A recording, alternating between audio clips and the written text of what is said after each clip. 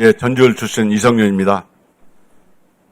윤석열 12.3 내란 사건, 그리고 김건희의 국정농단 사건, 정말 국민들이 관심도 많고, 특히 12.3 내란 사건은 국민들이 내란 종식을 해달라는 강력한 요구가 분출한 사건입니다. 법원행정처장님, 예. 깡패 우두머리가 있고, 행동대장이 있고, 또 행동대원이 함께 수십 명이 기소되었다면, 우리 처장님께서는 어떻게 재판을 하시겠습니까? 보통은 검찰에서 아마 같이 일괄 기소를 할 것으로 알고 있습니다.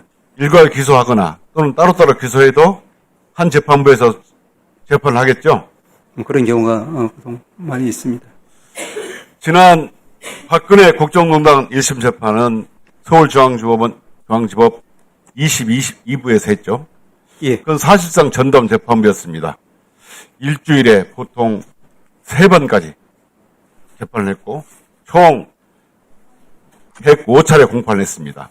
직위원 재판부는 지금 몇 번 재판하는지 아시겠습니까? 예. 12월 이제 결심 예정까지 총 99회가 예정돼 있고 그중에서 62회가 지금 진행된 상태이고 증인도 이제 상당수가 소화가 된 상태라서 저희들이 계산상으로는 이제 박근혜 대통령 재판 때는 이제 평균 2.2일 정도 시간 간격이 있었는데 이번에는 이제 2.4일 정도로 큰 차이는 없는 것으로 일단은 큰 차이가 보입니다. 없다고요?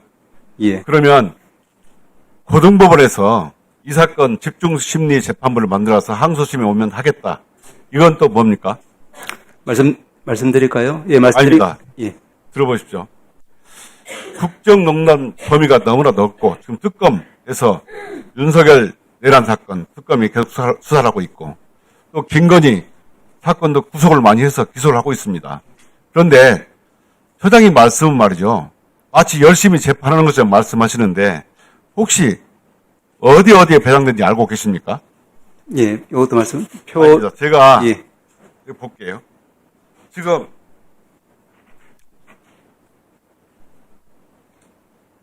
내란 특검 사건의 경우에는 일반 검찰이 총 3건을 기소해가지고 8명 재판 중에 있죠. 예. 이 재판부가 직위원 재판부입니다. 예.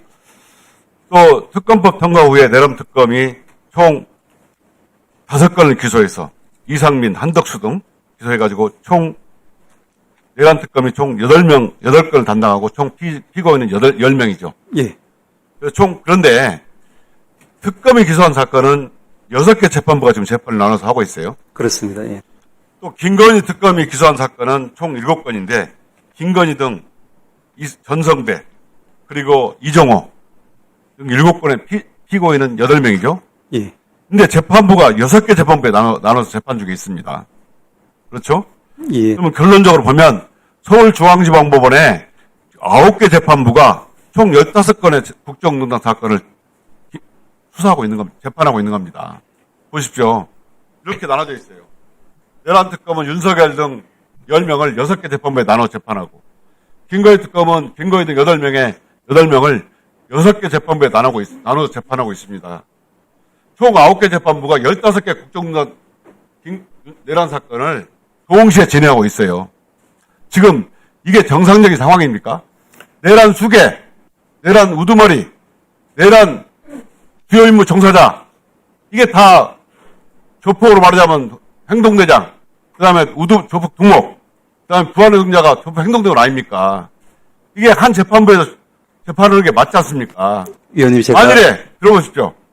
만일에 이 하나의 사건을 말이죠. 이 6개 재판부에 나눠가지고 직위원 재판부처럼 다 친대축구 느림보 재판 해버리면 국민들은 어디에 하소연하고 각자 결론을 따로따로 내버리면 국민들은 어디에다 어필하겠습니까? 국민들은 직위원 재판부를 못 믿을 뿐만 아니고 조희대 대법원장도 믿을 수가 없습니다.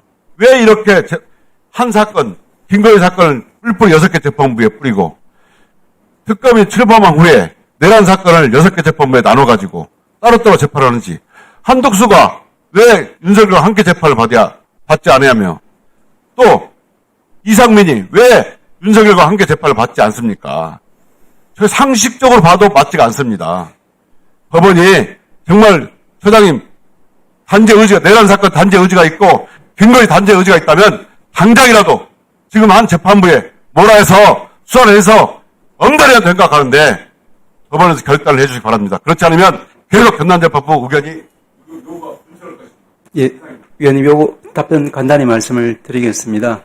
다시 말씀드리지만 제가 이 자리에서도 이제 12.3 이후에 그 위헌적인 조치는 몇 번이나 강조를 했습니다.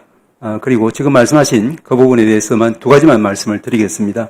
사실은 이제 검찰이나 특검이나 하나로 이제 같이 일괄 기소하는 것이 맞았습니다. 그러면 저희들도 당연히 한 재판부에서 했을 겁니다. 그런데 이렇게 쪼개서 기소를 한 마당에 이 사건을 병합하다 보면은 이 사건이 1년이 아니라 2년, 3년으로 한없이 늘어질 수가 있습니다. 특검이 쪼개서 기소했다고요? 쪼개서 했다는 게 아니라 원래대로라면 조폭의 어떤 그런 법리대로라면은 수사를 한꺼번에 해서 한꺼번에 모든 관계자들을 기소하는 것이 일반적이었다는. 그럴 수밖에 없죠. 검찰을 싸우고 특검이 나중에 출범했으니까 나눠서 기소할 수밖에 없죠. 그러니까 법원에서 하지 말라 해도 통합해서 재판이야. 이 사건 성격에 맞게 재판할 수 있고 또 거기에 맞는 형량도 나오고 그런 거 아닙니까? 그러니까 그 부분에 대해서 말씀을. 그런데 왜 검찰이 쪼개서 기소했다고 하는 겁니까? 그런 취지는 아니었고요. 그 부분에 대해서 말씀을 드리는 겁니다. 왜냐하면 이제 이 새로 추가해서 기소되는 사건을 같은 재판부에서 자꾸 이제 병합하다 보면은 결국 그 전체 재판이 늦어질 수밖에 없는데 이 사건은 그러지 않아도. 왜 전체 통합해서 수사 재판하면 왜 그러십니까? 국민들은 이렇게 재판이 흩어져 있는 사실을 모르고 있어요. 이런 사실을 표로 보면 국민들이 놀랄 지경이에요. 국민들은 법원에서 수사하겠다고 하니까 지금 재판을 모르고 있다면 다른 재판부에서 지금 나머지 재판이라도 다 모아서 재판하는 줄 알고 있어요. 다 따로따로 이상민 따로 한동씩 따로따로 재판하면 결론도 따로 나올 뿐만 아니라 다 침대 축구처럼 레인보 재판하면 국민들은 어떻게 생각하겠습니까? 여전히 조의대 대법원을 못 믿는데 이건 더 못 믿는 상황이 왔습니다. 지금이라도 통합해서 내란 전담 재판부, 이건 국정농단 재판부 나오기 전에 통합해서 재판을 이 내란 재판에 대한 신속한 심리 그리고 선고가 필요하다라는 의원님 말씀은 충분히 제가 경청하겠습니다. 그리고 이제 제일 중요한 재판이 결국에는 우두머리 재판을 하고 있는 25부의 재판이라고 저희들도 알고 있습니다. 그래서 아까 말씀드린 것처럼 여러 가지 이제 행정적인 조치를 지금 최대한 경주를 하고 있는데 부족한 점이 있다 하더라도 말씀 주시면은 저희들 그 부분도 노력하도록 하겠습니다. 네, 수고하셨습니다.